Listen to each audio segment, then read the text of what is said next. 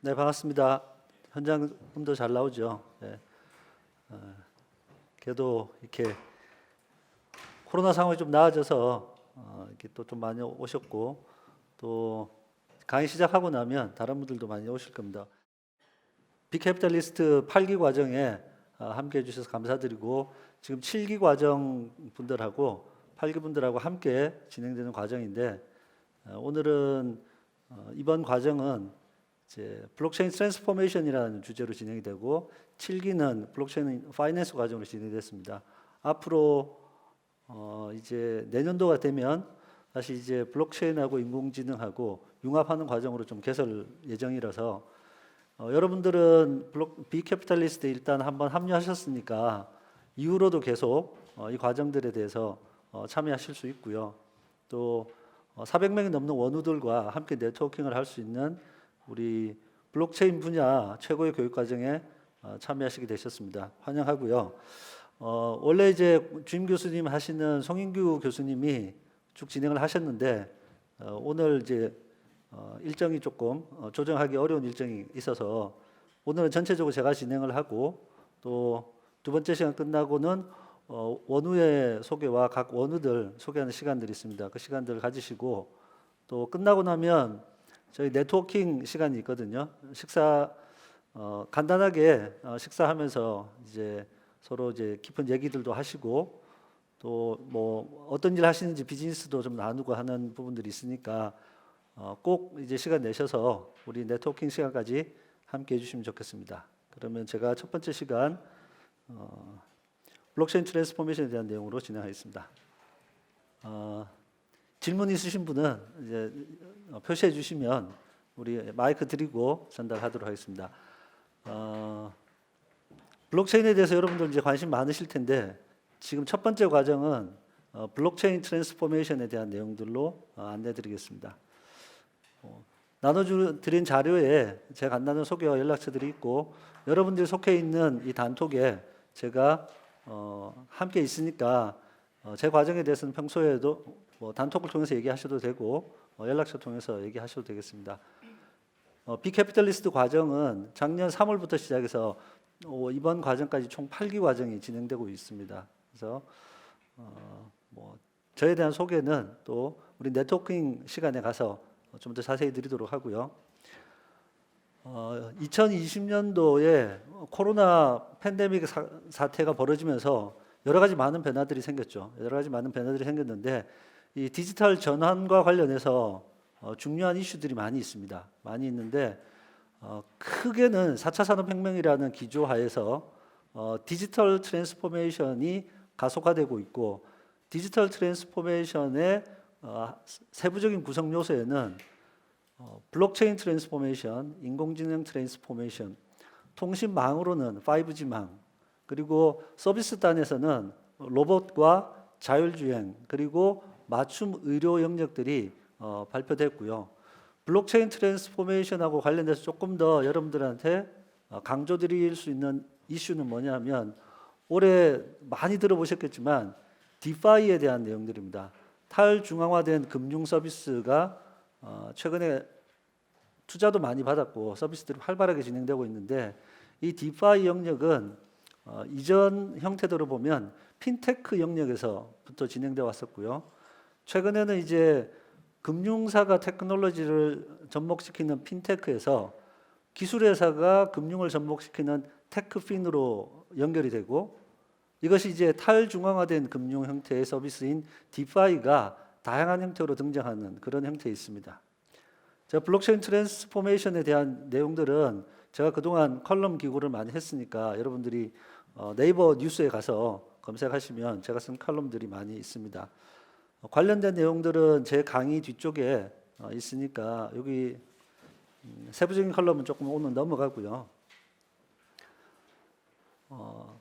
코리아 팬데믹 이후에 비대면 사회, 언택 사회, 그리고 온라인으로 연결되는 쇼핑에 대한 부분들이 몇 년간에 걸쳐서 서서히 진행되어야 될 이 전환들이 급격하게 진행된 게 올해 벌어진 일들이고 국내뿐만 아니라 글로벌하게도 그렇게 됐었죠. 그래서 디지털 트랜스포메이션에 어떤 대응 전략을 세우느냐가 기업들의 생존 경쟁력인데 그 하윗단에 대단히 중요한 두 가지 큰 흐름은 데이터베이스 쪽에서는 블록체인이, 그리고 그 데이터를 활용하는 서비스 측면에서는 인공지능이 두 축을 가지고 끌어가고 있습니다. 2021년도에는 이 블록체인과 인공지능이라는 두 축이 융합되면서 또 다른 서비스 모델들을 만들어낼 것으로 예상하고 있습니다.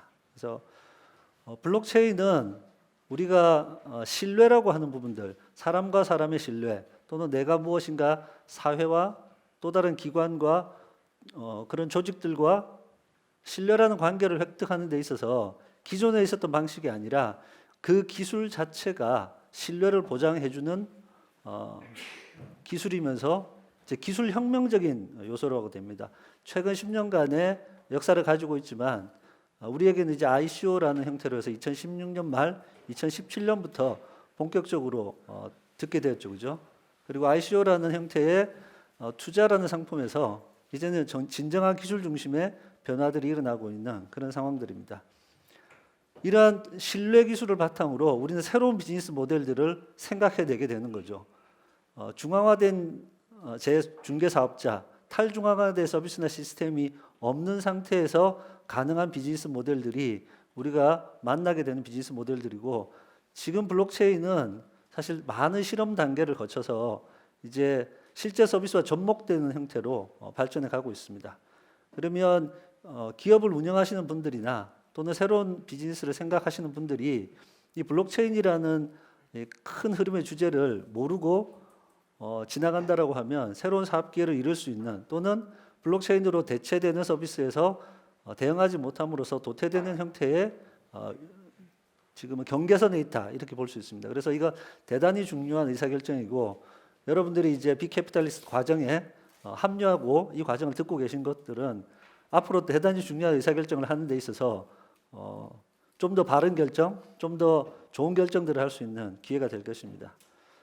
블록체인 시장 규모에 대해서 여러 가지 얘기들이 있는데 몇 억에서 몇 조 이렇게 얘기할 수 있겠지만, 제가 여기서 슬라이드에서 보내드린 것은 뭐냐면, 모든 제품과 서비스가 블록체인 기반하에서 추적되고 유지된다는 시장입니다. 이게 이제 사물 인터넷과 연결되는 거고요.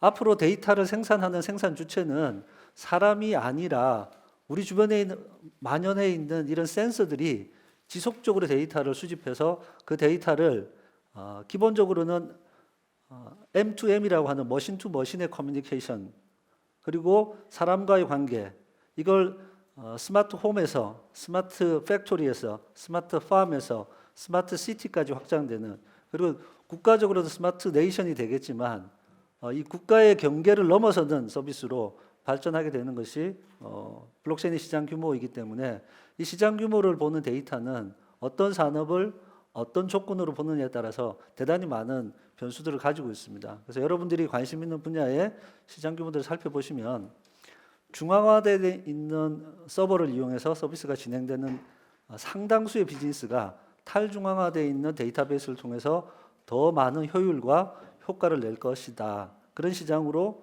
이해하시면 되겠습니다.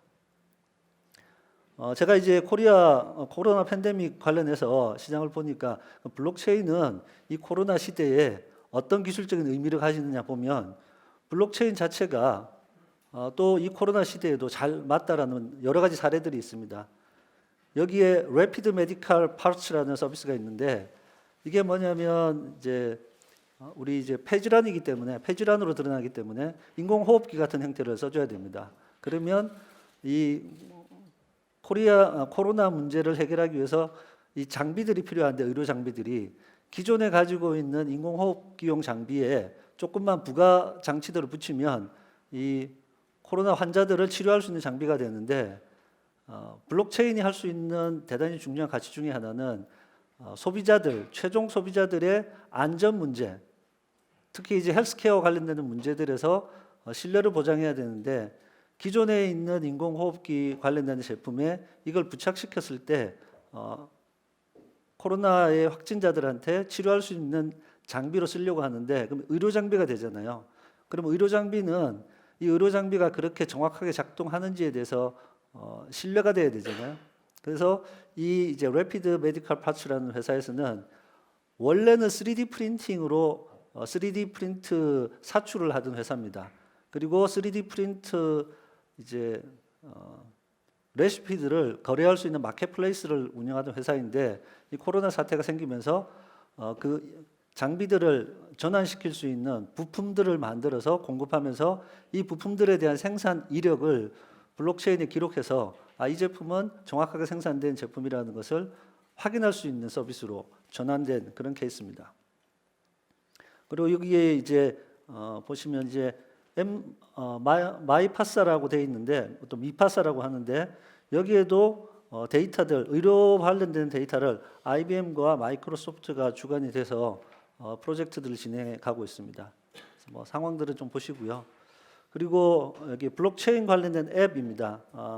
CBTAS라고 하는 건데 이머지라고 하는 스타트업들이 앱을 통해서 이 코로나 바이러스가 어떻게 퍼져나가고 있는지를 추적할 수 있는 부분들입니다.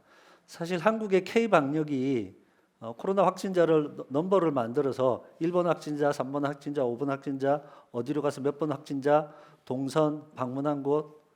여러분들이 아직도 이제 코로나 방역 단계가 좀 줄었지만 사람들이 많이 가는 장소에 가면 이제 QR로 체크인 하지 않습니까? 이제 이런 부분들에 대해서 이 동선들을 정확하게 체크하고 그 데이터가 신뢰하고 믿을 만한 데이터다. 그리고 이 데이터가 한번 기록되고 나면 유변조 되지 않는다라는 부분의 특성을 살려서 앱 서비스로 발전해 가고 있습니다. 결국 우리는 현재가 아닌 다음 단계를 위해서 블록체인에 대한 전환 전략을 세워야 되는 그런 시기죠. 기술적 특성에 이게 어떤 기술적 로드맵 이 슬라이드인데 그것 이외에 이 5가지 특성.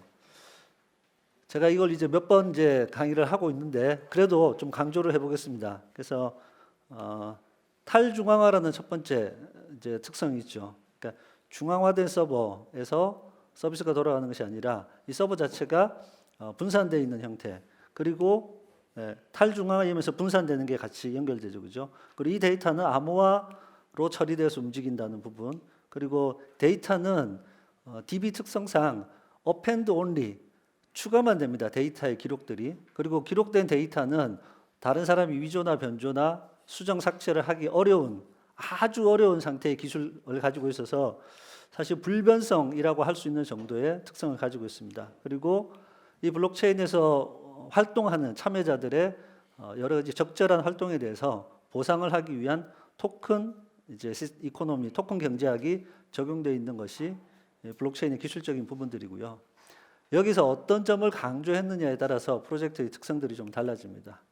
그래서 지금까지 블록체인을 바라볼 때 블록체인이 창출하는 가치는 뭐가 있냐라고 하면 첫 번째는 가치의 전달입니다. 내가 가지고 있는 가치, 내가 소유하고 있는 가치를 다른 사람한테 전달하는 거. 이게 지금 기본적으로는 송금 서비스죠. 내가 가지고 있는 돈과 같은 가치를 다른 사람한테 보낼 수 있다. 그래서 송금이라는 서비스부터 시작이 되어서 발전되어 왔고요. 그리고 이게 데이터와 프로세스를 공유하면서 창출하는 공유 경제의 시스템들이 등장하고 경제 분야에서 이러한 공유 경제의 내용들이 많이 이제 파생되고 있습니다. 그리고 가치 창출자에 대한 보상과 보상 부분이죠. 이게 이제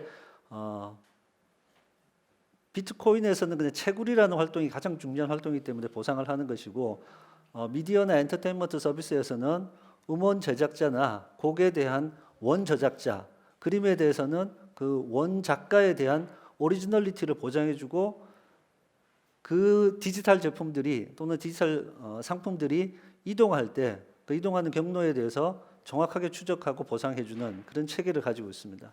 그리고 그게 4번에 있는 불변 레코드하고 연결되죠. 정확하게 처음에 원 저작자와 오리지널 제품이라는 것만 인증이 되기만 하면 그것이 어떤 단계를 거치더라도 최종 단계에 있는 사람은 그 원본인지 아닌지 진위 여부를 확인할 수 있는 그런 내용들이고요. 이것이 최종적으로 가면 어떻게 되냐 하면 우리가 최근에 많이 듣는 마이데이터라는 사업과 연결해서 내가 만들어내는 데이터, 여러분들이 어디에 가서 어떤 물건을 사거나 어떤 서비스를 이용하거나 하는 모든 활동들, 사실 심지어 내가 일어나고 자는 시간, 내가 이용하는 교통수단, 이 모든 것들이 중요한 데이터거든요. 이 데이터들을 내가 소유하고 내가 거기에 대해서 주권을 가질 수 있는 형태의 사회가 도래한다는 것이 블록체인이 가고 있는 방향들입니다. 블록체인이 적용될 수 있는 범위는 여러 가지 슬라이드에서 보여주고 있는데 참고하시고요. 제가 좋아하는 영역은 이 12가지 영역에 대한 부분들입니다. 이 12가지 영역은 다시 꼼꼼하게 살펴보면 다시 금융 분야에 대한 내용들과 페이먼트에 대한 내용들과 보험 분야에 대한 내용들과 공공 서비스에 대한 내용들과 등등 기술적인 부분까지 포함해서 다 발전하게 되고 있고요. 가트너 재미있는 자료인데 저는 여기 동의하기 때문에 슬라이드 넣어드렸는데 가트너가 작년에 발표한 보고서인데 어떤 내용이냐면 지금 현재 우리가 쓰고 있는 블록체인의 이 인프라나 플랫폼들은 21년도 내년이 되면 90%가 다 교체돼야 된다는 겁니다. 여러분들이 어떻게 생각하실지 모르겠지만 원래 이제 우리가 블록체인 하면 비트코인, 이더리움 이런 퍼블릭 블록체인만 이해하고 있다가 모든 사람들이 모든 기록을 다 본다는 것 자체가 사실은 이상적이긴 하지만 기업이라든지 어떤 특정한 경제 생태계 내에서는 다른 사람이 보는 걸 원하지 않거든요. 그러니까 그 생태계 내에 있는 이해관계가 있는 사람들끼리만 보고 싶은 거죠. 블록체인 기술은 너무 좋은데 프라이빗 블록체인이 나오면서 하이퍼레저 패브릭으로 프라이빗 블록체인이라는 게 만들어집니다. 근데 이 블록체인은 퍼블릭이냐 프라이빗이냐 나눠지고 그리고 거기에 있는 데이터를 누구나 볼 수 있으면 오픈형이라고 하는 거고요.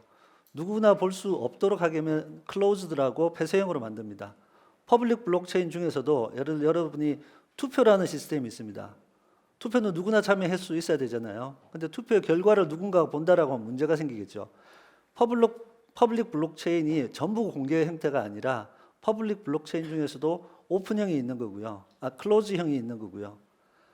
프라이빗 블록체인 중에서도 그 데이터를 생산하는 사람들은 제한된 사람들이지만 거기에서 생산된 데이터는 누구나 보게 하게 되면 프라이빗 블록체인이면서 오픈형 블록체인이 됩니다. 이런 블록체인의 특성들과 비즈니스의 성격들을 잘 결합시키는 것이 성공적인 프로젝트로 가는 거고 그러다 보니 지금 현재 도입되어 있는 블록체인들은 실제 기술을 먼저 도입을 했는데 비즈니스의 요구사항들하고는 차이가 많이 생기는 거죠. 그러면 이것들을 이제 바꿔나가는 그런 형태가 되겠습니다. 글로벌하게 좀 참고할 수 있는 프로젝트 중에 이제 미국은 금융권하고 잘 붙어 있는 리플, 그다음 테조스, 코스모스, 최근에는 이제 블록체인의 트릴레마를 해결했다고 하는 알고랜드 이런 프로젝트가 있고요. 중국 쪽에서는 네오, 트론, 온톨로지, 비체인 이런 형태가 있습니다.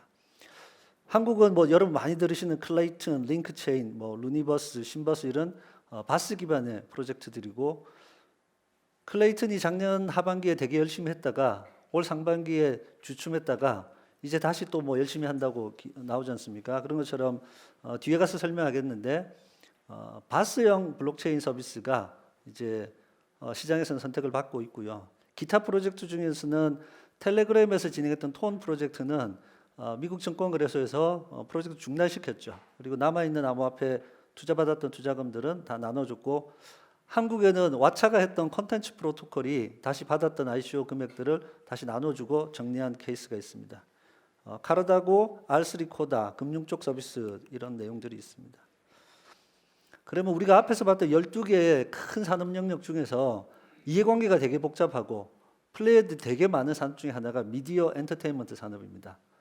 제가 이제 이 파트는 미디어 쪽 계신 분들한테만 진행했던 건데 이렇게 긴 밸류 체인을 가지고 있고 다양한 플레이어들이 등장하는 쪽에 누가 이것을 생산했고 만들었고 그리고 그거 유통 과정에서 많은 유통 단계를 거치고 그것이 소비자한테서 판매되고 나면 그 수익을 다시 이해관계자가 있는 사람들한테 저작권행도 나눠줘야 되는데 길고도 복잡하면서 클리어하지 않은 거죠. 누가 어디서 얼마를 수익을 가져가는지 참여자들이 되게 알기 어렵습니다. 이러한 부분들은 블록체인으로 만들어서 데이터가 생산되는 원래 곡이 만들어지거나 작곡이 되거나 작사가 되거나 했던 그 시간부터 최종 엔드 단의 소비자가 소비한 그 단계를 전체적으로 공유할 수 있는 서비스로 가면 좋겠다라는 거고 음악, 미술, 공연, 특히 영화, 지금 사실 영화가 좀 코로나 때문에 제작은 안 되지만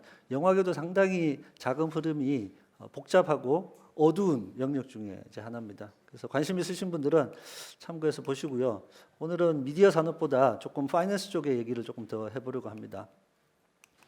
그 사례 중에서 제가 제일 좋아하는 사례는 이제 페이스북 사례인데, 페이스북 사례에 넘어가기 전에 제가 자료 하나를 보여드리겠습니다. 이게 어제 기사입니다. 중국에서 DCP 발행을 앞두고 암호화폐 규제하는 내용인데, 중국이 CDBC라고 중앙은행 발행 화폐, 디지털 화폐에 대한 내용들이 있었는데, CDBC라고 하지 않고 중국에서는 디지털 커런시 일렉트로닉 페이먼트라고 해서 전자결제에 대한 부분들의 디지털 화폐를 출시했습니다. 지금 테스트를 하고 있고요. 그리고 뭐라고 얘기를 하냐면 위엔화와 연결되어 있는 디지털 암호화폐는 다 위법이 되는 겁니다.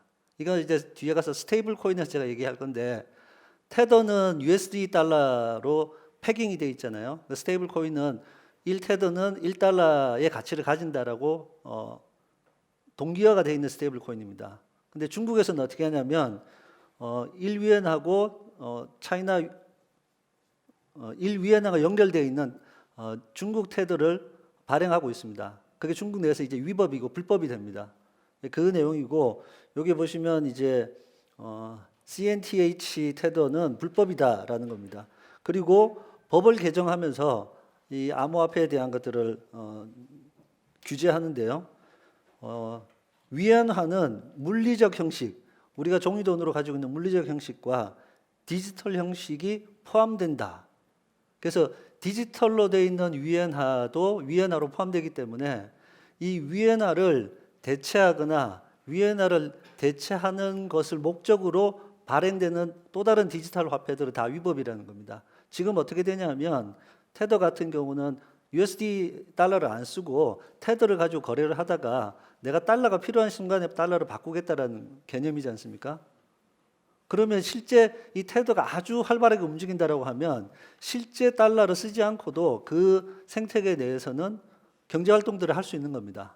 중국 입장에서는 위엔화를 1대1로 패깅하고 있는 스테이블 코인이 나와서 그 코인을 막 사용한다라고 하면 실제 위엔화의 사용성은 점점 떨어지고 그 화폐로 돌아가겠죠.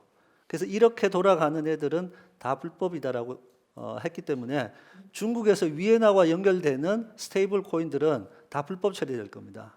그리고 여러분 아시는 것처럼 중국은 이제 위챗페이와 알리페이가 위엔화를 거의 대체하고 있다시피 합니다. 실제 상황에서 중국은 이제 위챗페이나 알리페이를 쓰지 않고 이제 디지털 위엔화를 쓰도록 순차적으로 전환해 나갈 겁니다. 그 작업 중에 하나였고요. 그 내용들이 보시면 중국이 이제 이런 형태로 했으면 다른 나라들은 어떻게 될까요? 다른 나라들에 있는 내용, 기축통화와 연동되는 스테이블 코인들은 조만간 불법으로 될 가능성이 아주 높다, 이렇게 보시면 되겠고요. 그 리브라가 어떻게 됐는지를 조금 살펴보겠습니다. 리브라는 페이스북이 전 세계에 지금 가입자가 늘었겠죠. 한 26억 명에서 30억 명 정도 됩니다. 페이스북, 왓츠앱, 인스타그램 다 합쳐서 이 이용자들이 페이스북 기반, 페이스북의 그 생태계 기반하에서 디지털 화폐를 이용하도록 해주겠다. 메신저에서 문자 보내듯이, 스마트폰에서 문자 보내듯이 송금을 하도록 해주겠다라는 부분들로 백서 1.0을 작년에 발표합니다. 난리가 났죠, 이제. 왜냐하면 페이스북은 이미 그 전에 페이스북의 개인정보를 이용해서 정치권에도 개입되어 있는 정황이 드러나고, 또 이용자들의 소비 형태를 가지고 월가에 있는 증권 금융사들과 데이터 거래를 한다라고 하고, 전반적인 페이스북에 대한 이 신뢰가 아주 지금 악화되어 있는 상태이거든요. 근데 페이스북이 이제 전 세계 공용 디지털 화폐를 출시한다라고 하니까 뭐 미국 정부를 비롯해서 각국에서 자국의 기축 통화가 위협받는 형태라고 이제 판단을 하게 됩니다. 그리고 이제 청문회를 하게 되고요. 여기는 이제 페이팔 창업자였던 데이빗 마커스가 대표를 합니다. 페이팔이 했던 그 페이먼트의 새로운 방식들을 리브라에서 구현해 보겠다라는 야심을 가지고 있죠. 페이스북은 페이스북대로 있고. 제가 이제 요 자료에는 여러분들 여기 제가 썼던 기사가 링크되어 있으니까 기사를 보시면 되고요. 작년에 이제 청문회에서 데이비 마커스가 마지막으로 했던 얘기가 이겁니다. 디지털로 되어 있는 화폐 시장은 급속도로 발전해 갈 것인데 우리가 이걸 하지 않으면 미국 정부가 통제하지 않는 어떤 곳에서 이걸 할 거다. 그러면 니네들은 어떻게 할 거냐? 이 얘기는 뭐냐면 중국이 그렇게 할 거다라는 얘기거든요. 그리고 중국은 불과 1년 사이에 실제 이제 DCP를 출시해서 테스트하고 있는 단계에 와 있죠. 중국은 끊임없이 달러가 세계 기축 통화에서 차지하는 위치 때문에 자국의 경제 성장이 계속 영향력을 받는 부분에서 탈피하겠다는 전략을 가지고 있고 대외적으로는 그렇고요. 대내적으로는 이제 CBDC의 가장 큰 부정적인 이슈 중에 하나는 모든 개인의 거래, 지급 거래가 다 추적 가능하다는 겁니다. 그럼 중국은 인민을 통제하기 위해서 경제 활동들을 풀어줬는데 이 CDBC가 됐거나 DCEP가 되고 나면 중국 인민들이 사용하는 모든 페이먼트, 결제, 송금, 이체 이런 부분들을 다 볼 수 있습니다. 그러니까 이걸 어떻게 할 거냐? 이제 이 부분이 이슈인데 중국은 갑니다. 뭐 지금 런칭한 것처럼. 그럼 각 국가들이 이제 CBDC를 어떤 단계로 해야 되느냐에 따라서 고민을 하고 있고 한국은행도 올해 전체적으로 쭉 진행을 했었고 다시 이제 TFT팀을 만들었고 내년도에 시범 사업을 할 겁니다. 오늘 난 기사가 신한은행하고 LG CNS가 CBDC 시범 사업을 위해서 제휴했다는 게 오늘 아침에 난 기사였죠. 리브라가 추구했던 전략 중에서 여러분들이 관심을 가져야 될 부분들은 블록체인 어려워, 복잡해 이게 아니라 리브라는 타겟을 어떻게 하냐면 전 세계에서 은행 계좌를 가지지 못한 사람들이 아직도 너무 많이 있다. 근데 은행 계좌가 없는 사람들 중에 휴대폰이나 스마트폰을 가진 사람들이 있다. 그리고 그 사람들 중에서 인터넷을 이용할 수 있는 사람들이 있는데 이 사람들은 기존 금융 서비스가 아니라 새로운 금융 서비스를 받게 해줘야 되는 거 아니냐라는 대의 명분을 내세우는데 그렇게 조건이 안 좋은 사람들도 쓸 수 있는데 그럼 조건이 좋은 사람들은 당연히 훨씬 더 쉽게 쓸 수 있죠. 자, 대의 명분을 잘 만들어야 됩니다. 그리고 얘기는 뭐냐면 휴대폰에서 문자 보내듯이 쉽게 서비스 이용할 수 있게 해줄게.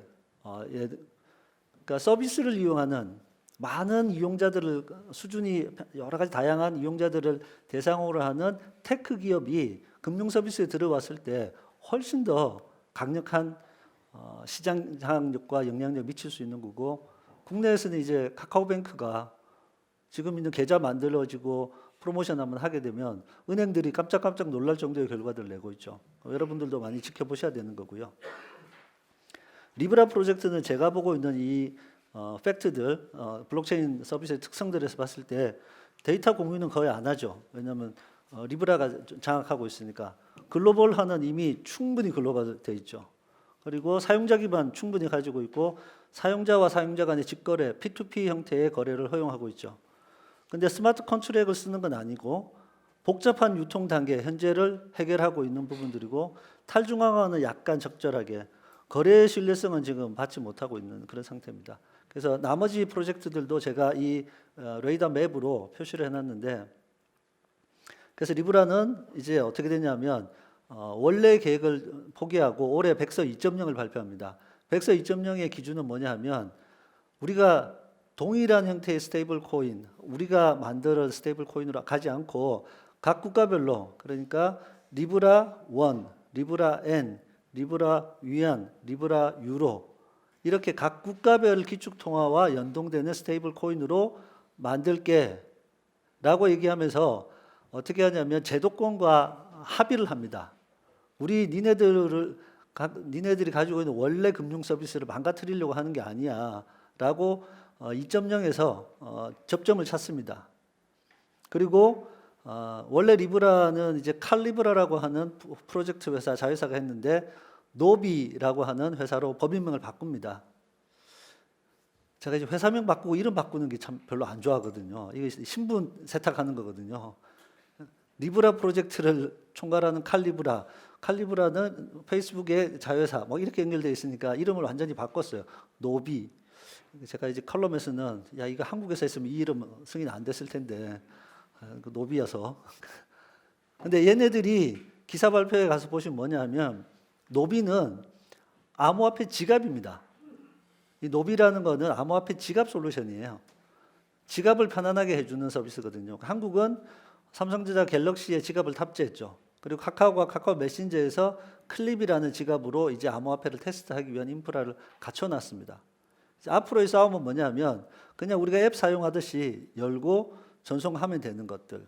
지금 이제 여러분들이 암호화폐 지갑을 보통 비트코인이나 이더리움 받으려고 하면 대단히 복잡한 어떤 알 수도 못하는 키가 막 생성되어 있는 걸 봤잖아요. 뭐 우리 두 번째 시간에도 얘기하고 남은 시간에 얘기하겠지만 암호화폐 지갑 주소가 그렇게 복잡한 형태가 아니라 우리가 쉽게 알 수 있는 이메일 주소 만들듯이 하는 니모닉으로 바꿔서 매핑시키고 그게 스마트폰 앱으로 되어 있으면 생체 인증 정보와 결합시킬 수 있기 때문에 이제 앞으로는 어떻게 되면 스마트폰이 나를 대신하는 아바타가 되는 형태까지 갈 겁니다. 그런 모바일 월렛 서비스라는 걸로 이해하시면 되겠고요. CBIL은 미디어 서비스 중에서 뉴스 형태의 서비스입니다. 제가 CBIL을 썼던 이유는 CBIL에서는 뉴스 서비스가 어떻게 되냐면 취재기자가 한 명이 있는 게 아니고요. 기사를 쓸 때 취재기자가 있고 또 다른 현장에 있는 정보원이 있고 여기에 대한 사진 작가가 있거나 일러스트 하는 사람들이 있고 하나의 기사가 나오기까지 거기도 꽤 여러 명의 사람들이 관여합니다. 그리고 CBIL은 독자들이 그 뉴스가 좋다라고 생각하면 그 뉴스에다가 리워드를 하는 방식입니다. 한국은 프레시안이나 오마이뉴스 이런 데서 이미 하고 있죠. 근데 여러분 해보셨는지 모르겠는데 프레시안이나 오마이뉴스에서 기사 좋다고 후원하려고 그러면 해보신 분 있을지 모르겠는데 뭐 제가 지금 뭐 예전에 해보고 안 봤지만 엄청나게 복잡한 단계를 거쳐야 됩니다. 이거 어떻게 해야 될지. 그냥 클릭 한 번으로 가면 좋겠는데 그렇진 않은데 CBIL에서는 스마트 컨트랙을 이용해서 이거 부분들을 해결합니다. 그러니까 우리 이런 거 있죠. 화장실 갈 때 다르고 화장실 나올 때 다르다. 기사를 쓸 때는 야 도와줘 했다가 기사가 잘 돼가지고 돈을 많이 벌으면 누군가 나눠줘야 되는데 나눠줄 때 욕심이 생기는 거야. 사람의 마음이 자꾸 변하잖아요. 조건에 따라서. 스마트 컨트랙을 쓰면 그게 없어지는 겁니다. 처음 내가 계약을 하는 당시에 어떤 조건으로 이 여기서 발생된 수익을 나누겠다라고 결정이 되고 나면 그것이 이제 돈이 들어오고 나면 또는 이제 어떤 보상이 생기고 나면 자동화돼서 결제가 분배됩니다. 그러니까 어떻게 되면 스마트 컨트랙이 일상화되는 세상에서는 계약을 할 때 신중하게 하면 되지 이 계약이 그 조건이 되었을 때 집행될 것이냐 아닐 거냐에 걱정할 필요가 없는 거죠. 그 불확실성이 상당히 많이 사라지는 그런 세상입니다. 그래서 이제 전통 제휴사 중에서 포브스가 제일 먼저 뉴스룸을 개설했고요.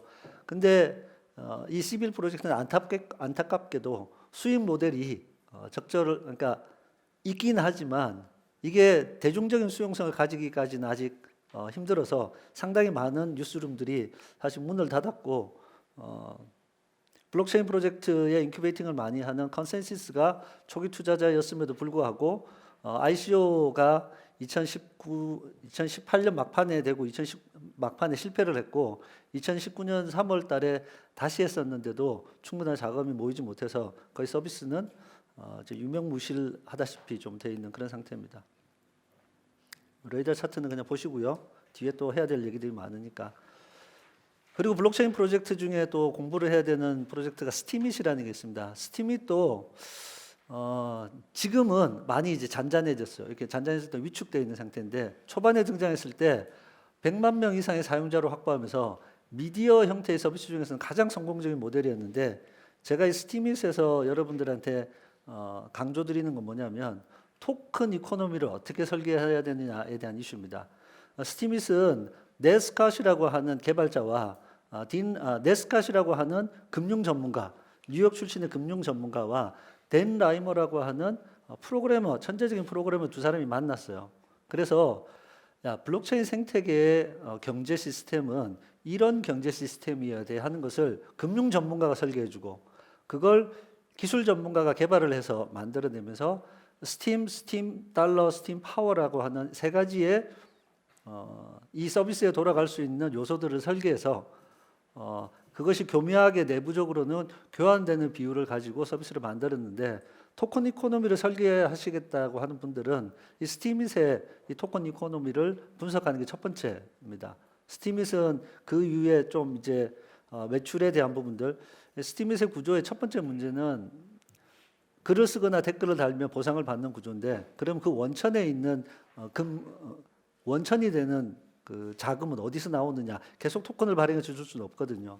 적절하게 회수하는 모델들이 있어야 되는데 회수하는 모델들이 조금 부족했다라는 것과, 초기에 그 스팀 파워를 가지는 고래라고 하는 스팀을 많이 보유하고 있는 사람들의 영향력이 너무 커져 있다 보니까 탈중앙화되고 평등한 수평적 사회를 꿈꾸는 이 많은 블록체인 이상주의자들이 봤을 때, 야 여기 갔더니 부익부 빈익빈이 더 심해. 그리고 걔네들은 걔네들끼리 막 서로 스팀 파워로 추천해주면 원래 좋은 글들이 추천받아야 되는 이상적인 시스템이었음에도 불구하고 그렇게 동작하지 않는 그런 상태가 생겨서 과정으로 많이 위축됐습니다. 바스에 대한 얘기는 국내 서비스는 모르긴 몰라도 내년도 조금만 상황이 좀 좋아진다라고 하면 클레이튼이나 링크체인이나 뭐 또 다른 이제 우리 뭐 그냥 루니버스나 이런 서비스들이 블록체인 프로젝트의 여러 프로젝트들을 자기네 플랫폼으로 흡수하면서 생태계를 키워서 몇 가지 바스 기반의 프로젝트로 흡수 정리될 겁니다. 그게 야, 니네 어디서 돌아? 아, 우리는 클레이턴에서 돌아. 니네 어디서? 왜? 우리 루니버스에서 돌아. 그전에는 ICO에서 전부 자기 메인넷을 자기가 만든다고 했거든요. 근데 이 메인넷을 설계하고 운영한다는 것이 그렇게 만만한 작업들이 아닙니다. 글로벌리하게 봐도 우리가 비트코인, 이더리움, 제가 아까 국가별로 참고할 만한 이 프로젝트들 하면 채 20개 안쪽에 있는 프로젝트들 정도가 우리가 괜찮은 프로젝트라고 하는 거죠. 근데 누구나 나도 내가 메인넷을 만들 거야 했는데 그렇게 쉽지 않은 작업들입니다.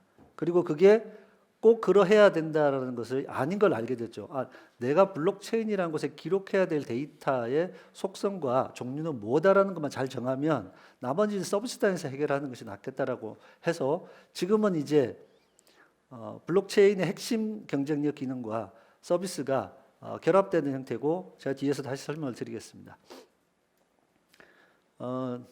JP 모건의 제이미 다이먼인데 처음에 2017년도에 야 비트코인 사기야, 튤립 버블하고 같은 거야. 다들 비트코인 없어서 막 비트코인 하는데 그 예전에 네덜란드에서 튤립 할 때 야 튤립을 사야 돼 하다가 튤립 가격이 엄청나게 올라서 튤립을 다 했더니 나중에 튤립을 필요로 하는 사람이 없어지는 거예요. 근데 뭐 비트코인이 그렇지는 않죠. 비트코인이 그렇지는 않은데 그 다음에 아니다라고 얘기하고 JP 모건은 JPM 코인이라고 하는 자체 암호화폐를 만듭니다. 글로벌 뱅크나 글로벌 증권사들은 자기 클라이언트가 미국에만 있는 게 아니거든요. 전 세계에 흩어져 있잖아요. 전 세계에 흩어져 있는데 자기 고객사, 자기가 거래를 하는 기업들이 미국에 있는 기업이 유럽에 있는 지점에다가 돈을 송금할 때에도 스위프트망을 써야 됩니다. 그 전까지는. 근데 테더를 써보니까 야 암호화폐로 해가지고 여기서 $10,000 보내서 했는데 유럽에서 $10,000 주면 되는 거잖아요. 그러니까 이게 스위프트망을 안 타려고 하면 어떻게 돼요? 환치기를 하는 거죠.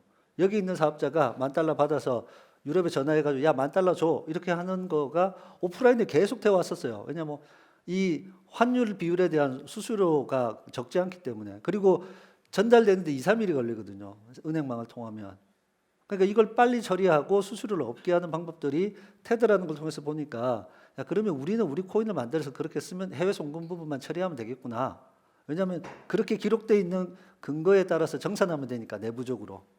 그래서 JPM 코인이라는 걸 만들고 당연히 스테이블 코인입니다. 나머지 내용들은 뭐 자세히 보시면 되고요. 기반은 큐오럼이라고 하는 서비스 메인넷에서 돌았었는데 이 큐오럼이라는 플랫폼은 마이크로소프트가 운영하는 애저 기반의 바스로 전환됩니다.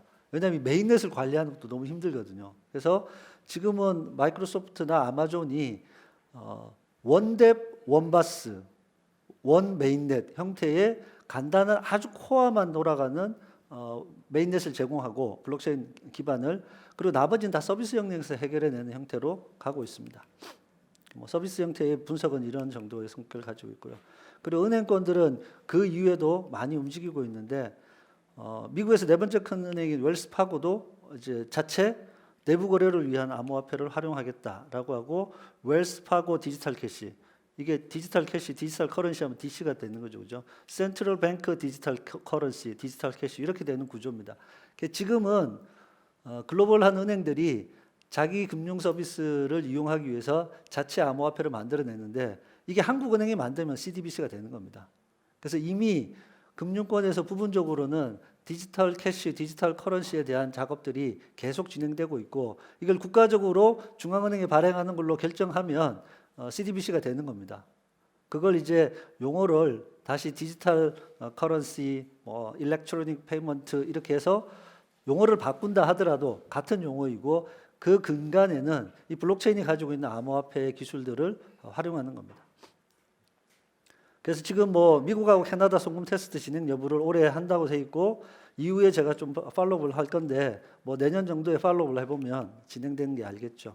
그리고 런던에서는 핀 아스트로하고 리플이 제휴를 해서 리플의 사업 전략, 비즈니스 모델은 대단히 좋습니다. 기존 금융권하고 경쟁하지 않아요. 야, 니네들이 해외 송금하고 있는 게 힘들잖아. 우리는 해외 송금을 이미 하도록 돼 있어. 범용화시킨 거 돼 있으니까 해외 송금 파트는 우리랑 하면 돼. 우리는 달러랑 연동돼 있는 스테이블 코인이야. 가격 변동성 별로 없어. 안정적이야. 이렇게 해서 은행권하고 제휴를 하는 겁니다. 그래서 개발 능력이 되면 리플하고 같은 모델들을 JPM이나 웰스파고처럼 개발하는 거고요. 이게 각 개별 은행들로 가잖아요. 그러면 국가에서 안 할까요? 국가에서 하죠. 그래서 여러분들은 블록체인 하게 되면 비트코인 가격 얼마야, 이더리움 가격 얼마야, 뭐 이런 거 관심 있을 수도 있는데, 그것보다 훨씬 큰 도도한 흐름이 블록체인 트랜스포메이션에서 이루어지고 있다. 그래서 금융연합들이 프로젝트를 하고 있고요. 이제 서플라이 체인 매니지먼트 SCM 영역에서 여러분들 식품에 대해서 우리 원산지 표기하는 거 여러 형태로 하잖아요. 식당 가면 뭐 쌀은 뭐 어디 겁니다, 뭐 김치는 어디 겁니다. 우리는 그 전에 그거 모르고 있다가 식당에 거기에 식당 주인이 화이트 마커로 써놓은 것만 보고도 이거 중국산이래 하는 거를 믿잖아요.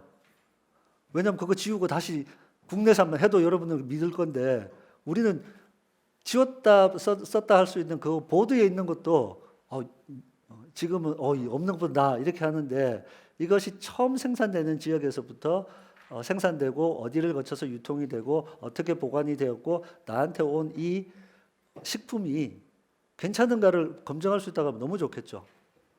그래서 서플라이 체인 매니지먼트인데, 그럼 이런 문제가 있죠. 야, 이 새우가 그 인도 앞바다에서 잡은 그 새우 진짜 맞아? 그 새우가 아닌 새우가 들어가면 그 중간에 유통망들이 다 꽝이잖아요. 그래서 제일 처음 블록체인에 이 데이터를 집어넣는 것이 정말 오리지널이냐 하는 이슈가 오라클 프로블럼입니다. 서플라이 체인 매니지먼트에서. 그러니까 제일 처음 생산되고 제일 처음 그 데이터를 집어넣는 것이 정말 진본이 맞다라는 문제를 어떻게 해결할 것인가가 블록체인에서 오라클 프로블럼으로 되어 있고, 그것이 진품이라고 하면 그 유통 과정 부터 나한테 온 이 모든 것은 믿을만 하다라는 거죠. 이거 제가 이제 갔더니 야, 이거 앞에 넣은 거 어떻게 믿어요 하는데, 이 중간 과정을 다 믿을 수 있다는 게 너무 놀랍지 않아요? 여러분, 내가 뭔가를 사려고 했는데 이 사는 거에 모든 중간 과정을 내가 다 알 수 있어. 그런 세상이 왔다는 것 자체가 너무너무 놀라운 세상인 겁니다. 제일 첫 번째 문제만 해결하면 나머지가 다 해결된 거니까 지금.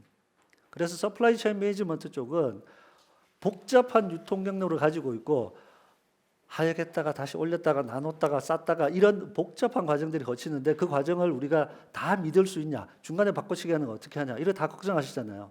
근데 블록체인에 있는 내용들은 그걸 기술적으로 보장해 준다, 이런 겁니다. 그래서 IBM은 특히 이제 이런 서플라이 체인 매니지먼트에 대한 내용들을 가지고 기업 자사의 원래 기업 고객들을 하이퍼레저 패브릭이라는 형태로 많은 프로젝트들을 해오고 있습니다. 작게는 커피 산업. 우리가 공정 커피 여러분 들어보셨죠? 야, 이거 저기 아프리카에 엄청나게 그 불쌍한 애들이 하루 종일 일해가지고 1달러 버는데 그런 커피를 사 먹을 거냐? 야, 우리는 이 과정 진짜 돈 제대로 주고 이렇게 해서 야, 조금 더 비싸. 근데 여러분들 공정 커피를 조금 더 비싸도 살 정도의 소비 지금은 지수가 올라와 있잖아요. 근데 업체가 공정 커피라고 얘기했는데 그게 진짜 공정 커피인지 지금 모르잖아요. 그 업체가 막 얘기할 뿐이지. 이걸 블록체인으로 집어넣으면 그 과정들에 대해서 의심하지 않아도 된다는 거죠. 우리가 이 의심병이 생기는 이 부분을 기술적으로 해결할 수 있다라고 하면 얼마나 사회가 또는 이 경제 시스템들이 이렇게 투명해지고 건강해지겠냐는 거죠. 그걸 방지하기 위해서 뭘 넣고 보증하고 거기에 또 감시하고 하는 이 전체 비용들이 세이브 되는 거거든요. 그래서 경제 시스템 전체는 블록체인이라는 시스템으로 훨씬 더 효율이 좋아집니다. 그런 구조로 가고 있고요. 이건 이제 국내 이제 지역 화폐들이 많이 활발하게 움직이는데 영국 웨일스에서는 자체 지역 암호화폐를 발행하는 계획을 세웁니다. 보니까 웨일스는 그 지역에 있는 중소규모 사업자들이 그 지역 내에 있는 사업이 거의 대부분이더라. 근데 얘네들이 막 캐시 바꾸고 뭐 이런 부분들이 어려우니까 야, 이게 전자화폐로 만들어 줄게. 그 암호화폐로 된 형태를 만들어 줄게라고 해서 프로젝트를 진행하는 거고요. 이게 이제 이탈리아에 있는 사르덱스 지역에 있었던 지역 화폐 모델들을 벤치마킹해서 암호화폐 모델로 바꾼 겁니다. 지금 우리나라 지역 화폐는 지역 상품권 형태로 줍니다. 그리고 조폐공사에서 발행을 하고요. 근데 이게 이제 지역 화폐가 디지털 화폐나 암호화폐로 바뀌면 그 디지털 화폐의 사용성을 평가하기 위해서 경기도에서 발행한 거는 경기도에서만 쓰게 하는 조건을 걸 수 있어요. 스마트 컨트랙으로. 그리고 얘는 언제까지 쓰게 기간을 설정할 수도 있어요. 이 사람이 다른 용도로 사지 못하고 식음료만 살 수 있는 조건이고 담배나 이런 거는 못 사게 하는 조건이 걸 수 있어요. 스마트 컨트랙에서는. 지금은 어떻게 지역 화폐들이 다 받아가지고 저쪽 가서 그냥 상품권 깡을 해서 현금화 시켜가지고 다른 거 쓰는 거잖아요. 문제 있는 줄 알지만 그래도 긍정적인 효과가 있기 때문에 그 문제를 다 감수하고 이미 오프라인에서 쓰고 있어요. 근데 이걸 디지털 화폐나 암호화폐로 바꾸게 되면 이런 문제들이 거의 해결될 수 있게 우리가 만들어낸다는 거죠. 이런 지역 화폐에 대한 부분들도 너무너무 중요하고요. 그래서 여기 파울로 디니 런던경제연구소 박사가 원래 이제 사르덱스 프로젝트도 했고 이제 세계경제 포럼에 가서 이런 모델들을 발표를 합니다. 그래서 사르덱스 프로젝트도 여러분들이 지역 화폐 이런 형태로 참고해 보시면 좋겠고요. 우리가 어떤 블록체인 프로젝트를 만났을 때, 야, 이게 블록체인에 정말 적합한 모델이야? 뭐 여러분들이 이제 추천 받을 거예요. 야, 이거 프로젝트 되게 좋아. 여기 암호화폐 앞으로 돈 많이 벌 것 같아. 되게 잘 될 거야.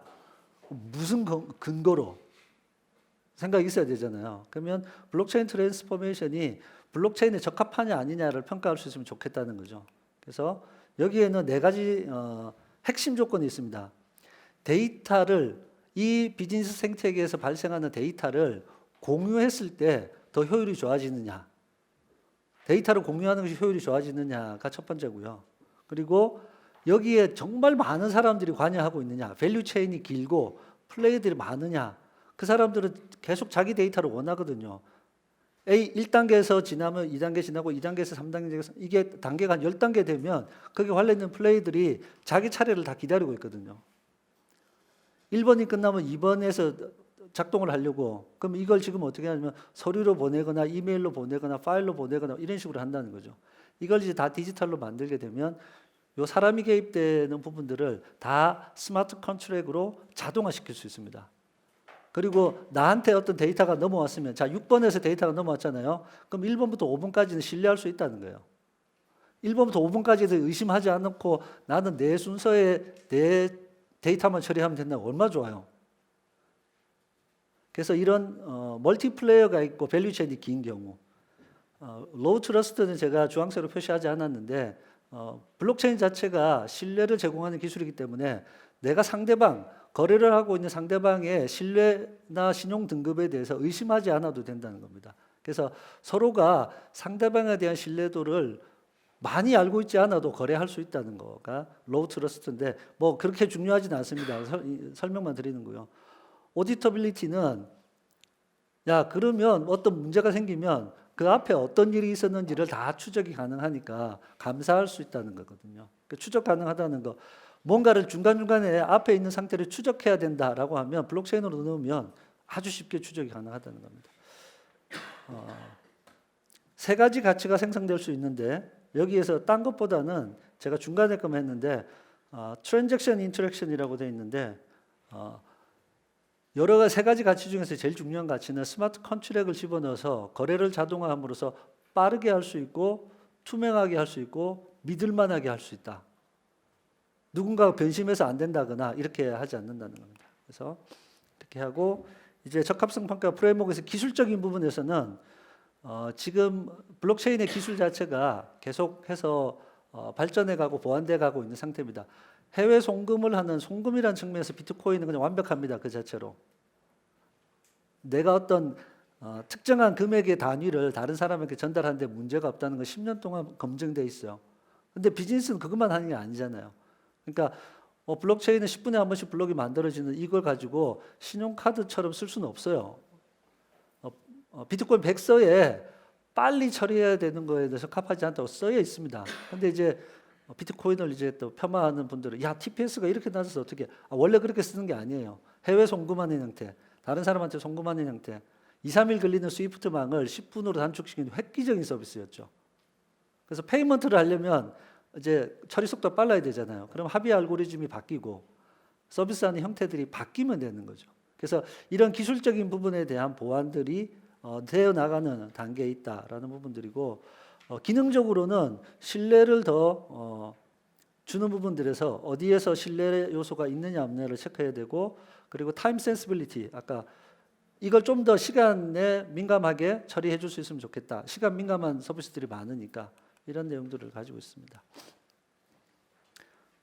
지금 블록체인들이 적용하는데 어려움 가트너가 내년까지 현재 있는 블록체인이 90%가 바뀔 거야라고 하는 이유는 뭐냐 하면 인프라, 기존 인프라 리거시 시스템하고 기술적으로 상호 연동하기 너무 어려운 거예요.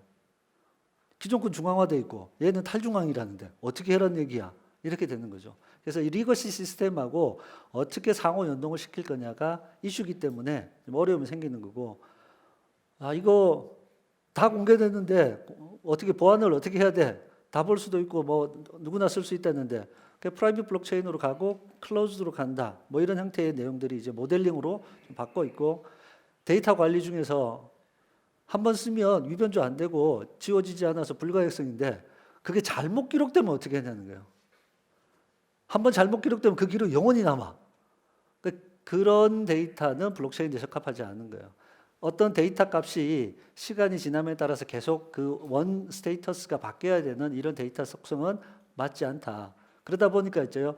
거래라는 형태, 소유권이 이전되는 형태의 내용만 데이터에 적합하기 때문에 그러면 그런 데이터에 대한 판단을 해야 되잖아요. 이제 옛날에는 다 때려놓고 수정할 거 수정하고 안 수정할 거 수정 안 하면 되는데 지금은 데이터를 넣을 거냐 말 거냐를 결정해야 되니까 데이터 관리에 대한 이해도가 좀 더 높아져야 된다.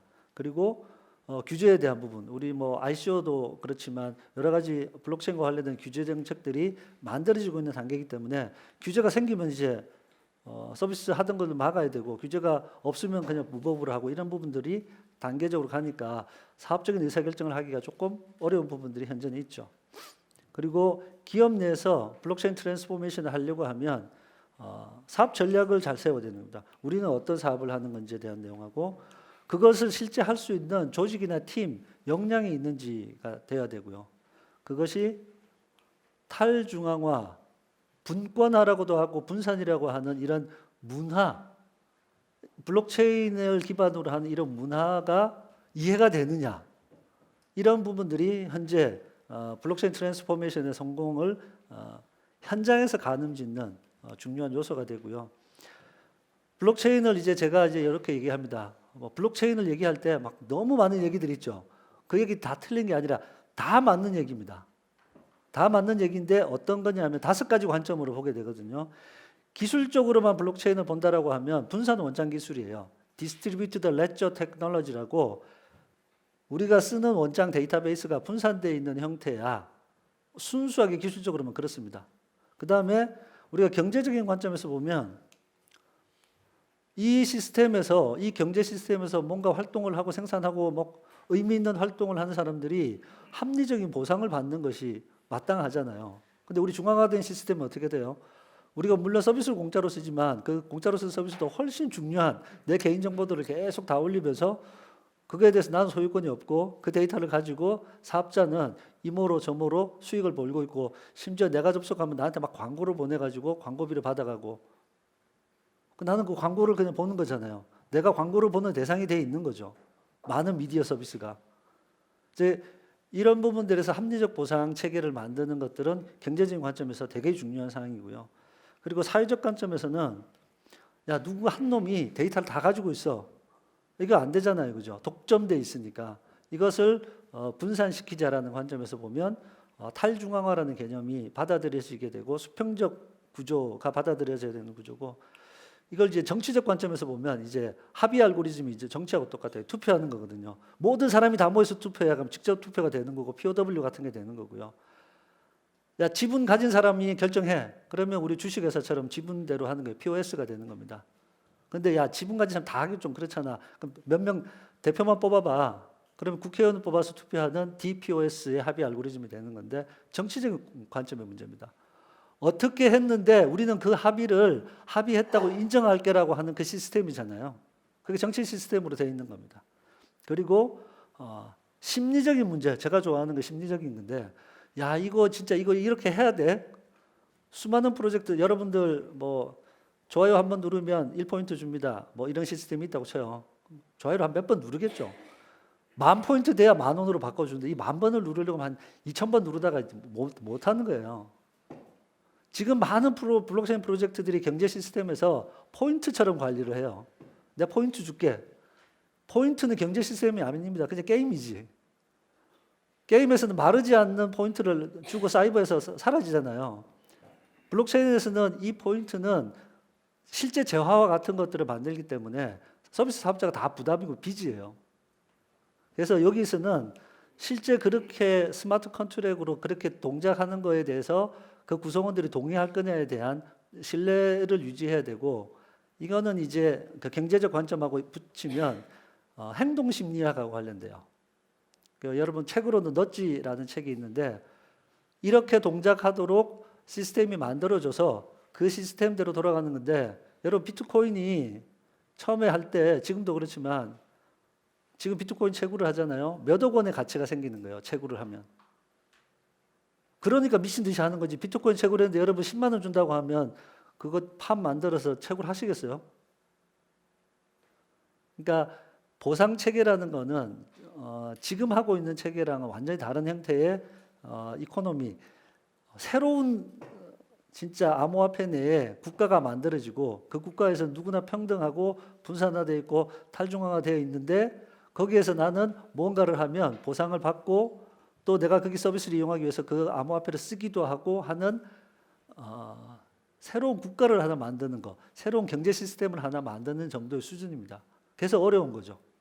그래서 프로젝트는 되게 작게 시작을 할 수도 있습니다. 그래서 이러한 부분들이 제가 되게 많이 강조하는 거고 앞에서 얘기했던 4가지 되게 크게 중요한 요소들과 12가지의 산업혁명들이 아주 복잡하게 서로 엮이면서 이 블록체인 프로젝트들이 지금 하나씩 모습을 드러내고 있고 어쨌든 여러분들은 2021년도 뭐 올해 하반기 남은 기간부터 2021년도에는 디파이라는 용어를 엄청나게 들으실 겁니다. 탈중앙 금융이라는 게.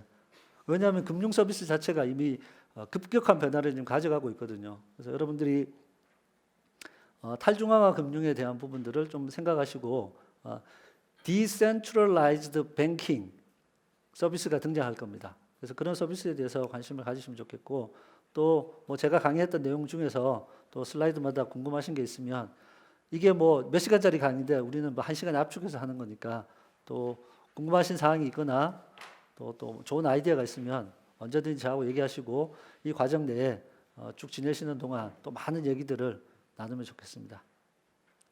수고하셨습니다.